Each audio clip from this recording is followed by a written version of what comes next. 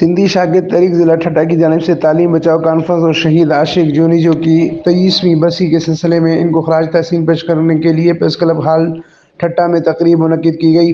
Conference को खिताब करते हुए तलबा ने मुतालबात किए कि सिंध यूनिवर्सिटी ठट्टा को जल्द अज जल्द ज़मीन अलाट करके तामीराती काम शुरू किया जाए, PMC को ख़त्म करके PMDC को बहाल किया जाए, सिंध के तमाम तालीमी इदारों में साइंसी तजुर्बागाहें, कंप्यूटर लैब और लाइब्रेरियाँ कायम की जाएँ और अदालत के फैसले के मुताबिक ट्रांसपोर्ट मालिकान को तलबा से आधा किराया वसूल करने का पाबंद बनाया जाए। कॉन्फ्रेंस में सिंधी शागिर्द तहरीक ज़िला ठट्टा की नई 12 रुकनी तंजीमी बॉडी भी चुनी गई। अमीन फारूकी, फारिस्टोन न्यूज़, ठट्टा, सिंध।